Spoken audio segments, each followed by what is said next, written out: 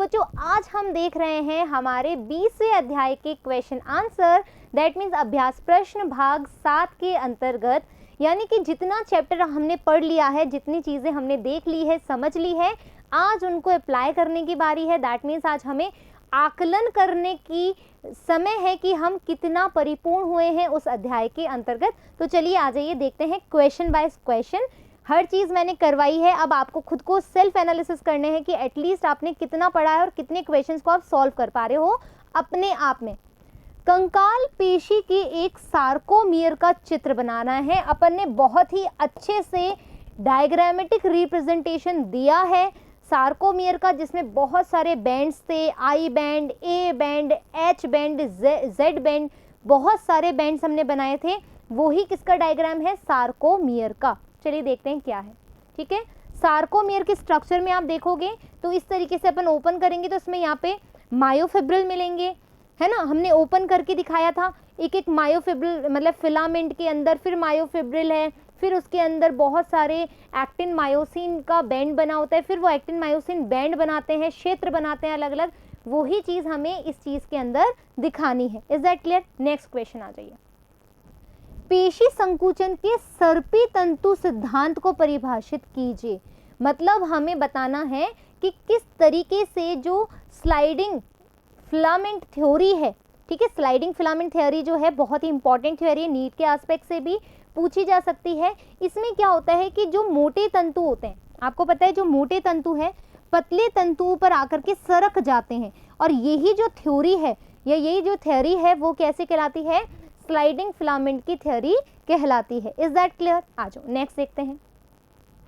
पेशी संकुचन मैंने बहुत ही प्यारे तरीके से पढ़ा है, ये मैंने शायद पढ़ाया आपको 4th पार्ट के अंदर, है ना। 4th और 3rd पार्ट दोनों बहुत ज़्यादा कोरिलेट करते हैं इस पेशी संकुचन में कि किस तरीके से पहले उत्तेजना आएगी, एक्साइटेशन होगा, फिर साइनेप्स बनेगा, फिर वापस से वो रिलैक्स हो जाएगी। मतलब एकदम से उत्तेजना आई, यहाँ पर हमने क्या बोला, जो न्यूरॉन्स है उन्होंने ट्रांसमीटर दिया, न्यूरोट्रांसमीटर जैसे एसिटिल कोलाइन, फिर उसने संकुचन किया, फिर वापस से वो रिलैक्स हो गई। यही चीज़ हमें इस वाले टॉपिक में लिखनी है, इस वाले क्वेश्चन में लिखनी है आंसर के तौर पे। तो पेशी संकुचन के प्रमुख चरण है एक्साइटेशन, जो हम ऑलरेडी कर चुके हैं हमारे पार्ट में, आप जा कर के देखो। फिर आपने देखा उत्तेजन संकुचन युग्म, एक्साइटेशन, कंडक्शन, कपलिंग, कि कंडक्शन कैसे हो रहा है उसके अंदर, ठीक है, एक्साइटेशन कैसे हो रहा है, उसकी कपलिंग रिएक्शन क्या है, जो ट्रोपोनिन से आकर के जुड़ जाता है कैल्शियम। याद आ रही है वो चीज़? मैंने बहुत अच्छा डायग्राम बनाया था उसका। फिर हमने देखना है कॉन्ट्रैक्शन कैसे हो रहा है, कि कैसे जब न्यूरोट्रांसमीटर गया, ठीक है, उसने उस चीज़ से साइनेप्स किया, उसने देखा कि हाँ हमें कुछ ना कुछ कपलिंग रिएक्शन देनी है। कपलिंग के बाद में हमने क्या देखा? कॉन्ट्रैक्शन हुआ, और उस कॉन्ट्रैक्शन के बाद हमारे पास क्या आ जाएगा? रिलैक्सेशन आ जाएगा। और ये पूरी क्या है? पेशी संकुचन की क्रियाविधि है। Is that clear?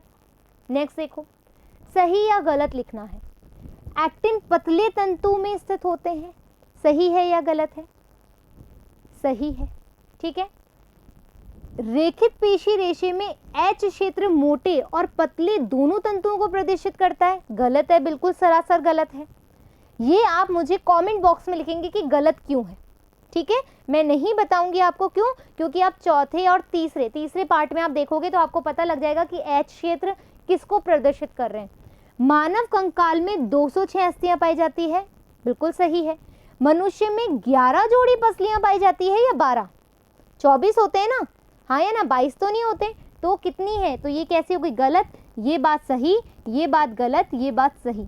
उरोस्थि शरीर के अधर भाग में स्थित होती है, बिल्कुल, जो स्टर्नम है वो अधर भाग में ही प्रेजेंट होती है। क्लियर बात? नेक्स्ट पे आंसर आप रीचेक कर सकते हैं। नेक्स्ट देखो क्वेश्चन, इनके बीच में अंतर बताइए। एक्टिन और मायोसिन बहुत अच्छे से पढ़ चुके हैं अपन, thin filament, dark thick filament, लाल और श्वेत पेशियां भी अच्छे से देख चुके हैं। अंश व श्रोणि मेखला यानी कि पेक्टोरियल और पेल्विक जो हमारी गर्डल्स थे उनके बारे में भी हमने बहुत अच्छे से पढ़ा हुआ है ना। उपांगी कंकाल के बारे में जो अपन ने पढ़ा था।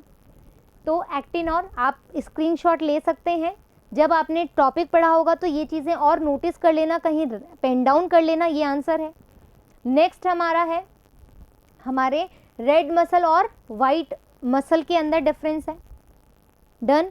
नेक्स्ट हमारा आ जाएगा पेल्विक गर्डल और पेक्टोरियल गर्डल के अंदर डिफरेंस क्या है, ये हम बात कर चुके हैं, इसलिए मैं ज़्यादा यहाँ पर नहीं समझा रही हूँ। नेक्स्ट देखें अपन, स्तंभ 1 और 2 को हमें मिलाना है।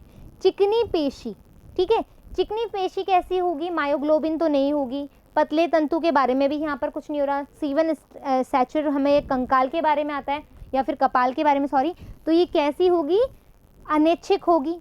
भाई चिकनी पेशी कहाँ पर होती है, यूरिनरी ब्लैडर है, तुम यूरिनरी ब्लैडर को बोल सकते हो कि भाई अभी मेरे को संकोचन करना है, ऐसा कुछ भी नहीं है, अनैच्छिक पेशी होती है, विसरल ऑर्गन बनाती है।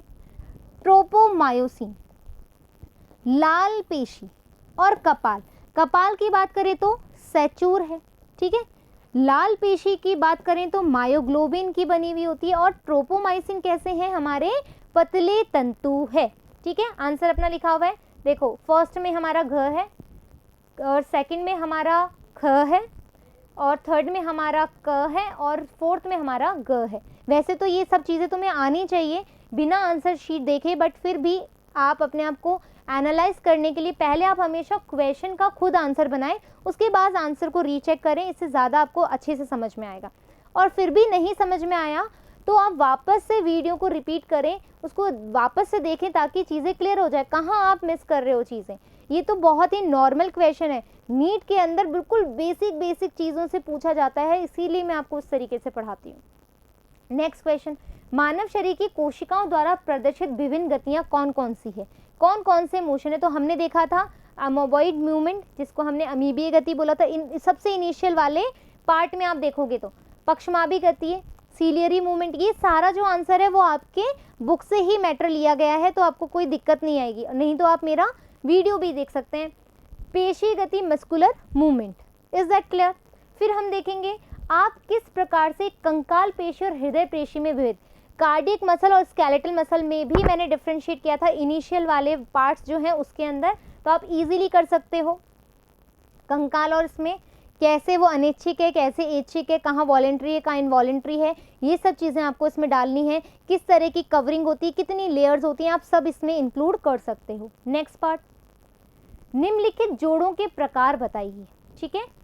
एटलस और अक्ष, जो एटलस अक्ष पे जो हमारा जोड़ पाया जाता है, अभी हमने लास्ट पार्ट में शायद देखा है, पाइवट जॉइंट बोलते हैं उसको।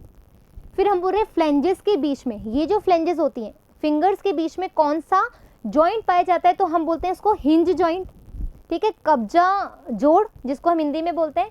कपाली अस्थियों के बीच में आपको पता है फाइब्रस, मैंने बताया था कपाल ऊपर नीचे नहीं हो सकते, वहां पर रेशीय जोड़ पाए जाते हैं, फाइब्रस पाए जाते हैं। कैसे पाए जाते हैं, रेशीय जोड़, ठीक है।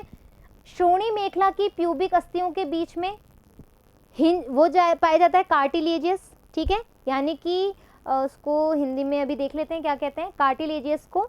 फिर हमने बोला फीमर और एसिबुटलस में बॉल और जो हमारा सॉकेट होता है, बॉल और सॉकेट का जॉइंट होता है। अंगूठे के कार्पल और मेटाकार्पल में हमने पढ़ा था लास्ट वाले वीडियो में सैडल जॉइंट पाया जाता है। Is that clear. इसके आंसर हमारे पास यहाँ प्रेजेंट है, आप देख सकते हो। धुराव ग्रंथि यानी पाइवेट ग्रंथि, कब्जा संधि, रेशे जोड़, सैडल जोड़, बाल और सॉकेट और अस्थिय संधि कार्टिलेजियस, ठीक है। फिर है रिक्त स्थानों को अपने उचित शब्दों से भरें। सभी स्तनधारियों में कुछ को छोड़कर 7 ग्रीवा कशेरुक होते हैं, ये हमने बताई थी। ग्रीवा में कितनी होती है, 7 होती है। प्रत्येक मानव पाद में फैलेंजेस की संख्या 14 होती है, ये हमने लास्ट पार्ट में देखा था। मायोफाइब्रिल के पतले तंतुओं में 2F एक्टिन और 2 अन्य दूसरे प्रोटीन, जैसे हमने क्या बोला था, ट्रोपोमाइसिन और ट्रोपेनिन, ये दोनों होते हैं। पेशी रेशा में कैल्शियम पेशी द्रव्य जालिका यानी कि जो सार्कोप्लाज्मिक रेटिकुलम है उसके अंदर कैल्शियम भंडारित होता है, ये बात भी हम कर चुके हैं। 11वीं और 12वीं ऐसी पसलियां हैं जो प्लावी होती है, जो फ्लोटिंग होती है, जो किसी से जुड़ी हुई नहीं होती है। मनुष्य कपाल 8 अस्थियों से बना हुआ होता है, जो हमारा क्रेनियल है वो 8 बोन से मिलकर के बना होता है। तो इस तरीके से बच्चों आज हमारा जो 20वां अध्याय है, जिसके 7 वीडियोज़ या 7 पार्ट्स हमने बनाए थे, वो आज पूरी तरीके से कंप्लीट हो चुके हैं। आपको कोई भी डाउट है तो आप कमेंट बॉक्स में लिख सकते हैं। फिर मिलेंगे अपन नए अध्याय 21वें के साथ। जब तक धन्यवाद।